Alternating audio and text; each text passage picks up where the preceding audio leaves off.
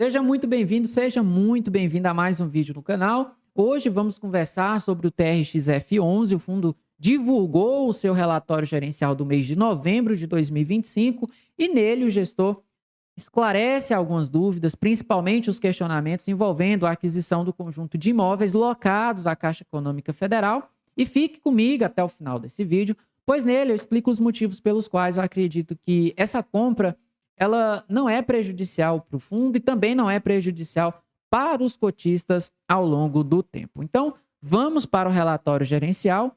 E o primeiro destaque apontado pelo gestor foi a alienação do ativo Açaí Goiânia, realizada através do TRX-B11. Essa venda foi realizada no dia 25 de novembro, pelo valor de 89 milhões de reais, que deve gerar um lucro por cota de 58 centavos, e a transação representou uma TIR de 15% ao ano. É uma transação que gerou valor para o cotista, gerou valor para o fundo e é uma estratégia que frequentemente a gestão do TRX adota. Então, não é a primeira transação do tipo que vemos, não será a última também. Beleza? Então, aqui, super tranquilo, super zen. É muito comum a gente ver esse tipo de operação dentro do TRX F11, beleza? O segundo destaque do gestor foi para a 12ª emissão de cotas, onde ele evidencia algumas compras que foram realizadas. Dentre elas, a aquisição do ativo Açaí São Bernardo do Campo. O valor da compra foi de 92,8 milhões de reais e espera um cap rate nos próximos 12 meses de 8% ao ano. Além disso, o fundo também anunciou a compra de 7 imóveis do Atacadão, 4 lojas do Grupo Mateus e um galpão logístico multilocatário. Até que chegamos, por fim, no anúncio da polêmica aquisição dos 14 imóveis locados à Caixa Econômica Federal. E sobre esse ponto, o gestor fez alguns esclarecimentos e os principais argumentos apresentados para a compra desses imóveis são que são imóveis muito bem localizados, estão em regiões metropolitanas estratégicas, situadas nas cidades de São Paulo, Rio de Janeiro, Curitiba e Salvador. O gestor ainda destaca algumas agências, como a agência da Avenida Fradique Coutinho, que está localizada em uma região nobre de São Paulo, a agência Rua das Flores, que está localizada no centro de Curitiba, e as agências Rio Sul e Shopping Barra, que são agências instaladas em shoppings no Rio de Janeiro e em Salvador. O cap rate médio de aquisição desse portfólio foi de 10,16% ao ano, então acima do que o fundo vinha praticando ao longo dos últimos anos. Então ele conseguiu um cap rate significativamente superior à média das aquisições do fundo realizadas até aqui. E o gestor destaca ainda que para os imóveis estratégicos, e aqui provavelmente são imóveis do tipo o da Avenida Fradique Coutinho, Rua das Flores e também as agências do Rio Sul e Shopping Barra, o cap rate médio dessas aquisições foi de 8%. E para os imóveis denominados táticos, o cap rate foi de 15%. E esses imóveis táticos devem ser, então, os imóveis em regiões mais afastadas. Para os imóveis táticos, o gestor destaca que a estratégia é buscar a venda desses ativos mais rápido. Então, o racional é, quando comprou um pacote de imóveis, deve ficar com os imóveis de maior qualidade no portfólio e se desfazer dos imóveis de menor qualidade de forma mais rápida. E por que eu acredito que essa estratégia ela deve dar certo? Porque as agências bancárias, de uma maneira em geral, estão em regiões de alto adensamento populacional e normalmente muito bem localizadas. E esses fatores fazem com que o gestor ele consiga ter uma flexibilidade maior com esses imóveis. Em caso, por exemplo, de uma não renovação de contrato, o gestor ele consegue encontrar novos locatários para esses imóveis de forma mais fácil. Por exemplo, o Rio Bravo Varejo, ele transformou algumas agências bancárias em supermercado, outras em academias e até imóveis que foram locados para outras empresas comerciais. Então, são imóveis que, por estar em regiões bem localizadas, acabam sendo fácil de ser comercializados, seja para locação, seja para uma alienação. O Rio Bravo Varejo também conseguiu fazer venda de diversos imóveis imobiliários, de agências bancárias e algumas delas em regiões mais afastadas e conseguiu gerar um bom lucro por cota com essas alienações. Então, por conta dessa flexibilidade que esses imóveis possuem, acredito que a estratégia adotada pelo TRX deve dar certo ao longo dos próximos períodos, ao longo dos próximos anos. Então, acredito que por essas características, não é uma transação que vai dar dor de cabeça para o fundo imobiliário ao longo dos próximos anos. Sem contar que o valor investido nesses imóveis representa uma parte bem pequena do patrimônio líquido do fundo. Então, não é uma coisa para o cotista, né, perder cabelo, perder noites de sono. Muito pelo contrário, acredito que é uma estratégia que pode ser, sim, muito bem executada pela equipe de gestão do TRXF11, beleza? Bom, o gestor ainda tira outras dúvidas dos cotistas, por exemplo, os questionamentos envolvendo a aquisição do galpão localizado em Varginha. O fundo ele fez uma aquisição indireta através do fundo imobiliário CLSM11 e o gestor deixa claro que, por enquanto, vai manter o imóvel dentro do fundo imobiliário CLSM11, porque, segundo o gestor, houve a incidência de ITBI em apenas uma pequena parte, né, do imóvel, ou seja, houve a incidência do ITBI apenas sobre a parte adquirida da HRE Varginha, que representa ali 15% do ativo, e segundo o gestor, esse benefício equivale a um custo de aproximadamente 3 anos de taxa de gestão do CLSM11. E o gestor deixa claro que, por enquanto, esse imóvel vai ficar dentro desse fundo imobiliário, podendo a qualquer momento realizar a aquisição direta do imóvel. Eu, na minha visão, fazer a aquisição desse imóvel diretamente, né, e ele extinguia o CLSM11 para deixar as coisas mais fáceis, mas o gestor preferiu deixar isso dentro desse fundo imobiliário e, por enquanto, vai ficar assim.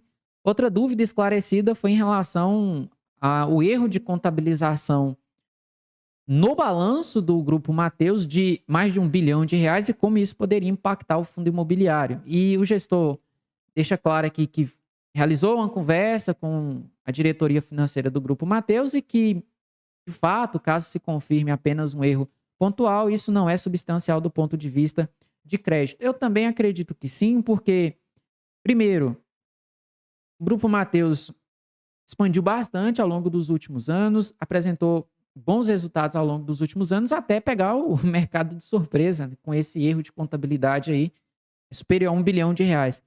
Mas os imóveis que o fundo possui do Grupo Mateus são imóveis essenciais para a geração de receita do fundo. Então, eu acredito que o grupo ele não deixará de pagar esses aluguéis, até porque os imóveis são essenciais para gerar caixa, para gerar resultado. Então, muito difícil o fundo deixar de cumprir essas obrigações contratuais com o TRXF11, sem contar que são imóveis bem localizados e também são imóveis com boa liquidez. É importante a gente deixar isso claro. Então, não é uma coisa para deixar o investidor de cabelo em pé, super preocupado. Acredito que isso não gerará impacto, né, nos contratos que o Grupo Mateus tem com o TRXF11. Então, esses foram os principais destaques e também os principais esclarecimentos feitos pelo gestor no relatório. Em termos de geração de resultado, o fundo continua gerando bons resultados.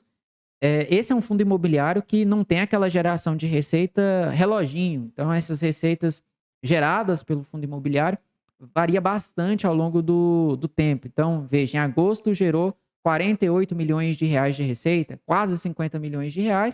E agora em novembro gerou R$ 36 milhões, quase R$ 37 milhões.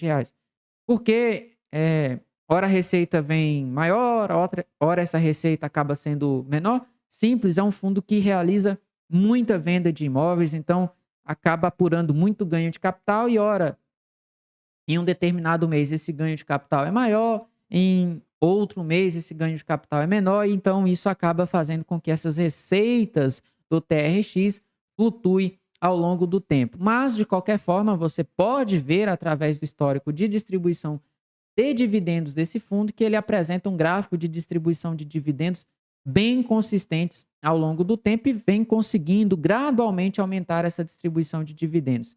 E ele faz isso através da reserva acumulada não distribuída. Então, nos meses em que o fundo ele gera um resultado maior do que ele pode distribuir, ele acumula esse resultado. E nos meses em que o resultado que ele gera a ser distribuído é menor do que a distribuição por cota, ele utiliza essa reserva acumulada. Então, ele utiliza essa reserva acumulada para estabilizar essa distribuição de dividendos ao longo do tempo. E quais são os outros destaques desse fundo? É importante destacar o nível de despesas. O fundo hoje, em média, tem uma despesa que corresponde a 20%, a 22% das receitas. É muito parecido, por exemplo, com o ALZR11. Se você somar todas as receitas do ALZR e todas as despesas, ele vai ficar com a média mais ou menos próxima disso, 22%, 23%. Então, para um fundo que tem alavancagem, como é o caso do TRX, esse nível de despesas tá ok, né? Então, você tem outros fundos imobiliários que possuem alavancagem que as despesas acabam representando 40%, 35% das receitas. Não é o caso desse fundo imobiliário, ainda está num patamar ali, no limite do aceitável. Os pontos fortes desse fundo é a sua boa diversificação geográfica. Então, um fundo que tem imóveis espalhados em praticamente todas as regiões do país. Muitos estados recebem imóveis, tem imóveis que o TRX opera. E grande parte desses imóveis estão no estado de São Paulo, mas ele tem imóveis em outras regiões. Então, é um fundo que tem imóveis na região norte, centro-oeste, sul, sudeste, enfim, nordeste. Ele praticamente tem imóveis em todas as regiões do país e tem uma concentração de receita no estado de São Paulo, mas possui essa diversificação geográfica interessante. Em termos de receita de aluguel por inquilino, também está bem tranquilo. Era um fundo que há pouco tempo era muito dependente do açaí e veio gradualmente diminuindo essa dependência do açaí. Aqui no relatório gerencial, o fundo coloca que hoje o açaí representa 28%, quase 29% da receita de aluguel, mas esse número deve cair para algo entre 20% e 22% em função das novas aquisições que o fundo realizou. E outro destaque desse fundo é justamente os seus contratos. Quase 80% dos contratos desse fundo imobiliário são contratos atípicos, são contratos de longa duração, são contratos de 10, de 15, de 20 anos. E qual é a chave desses contratos? Simples.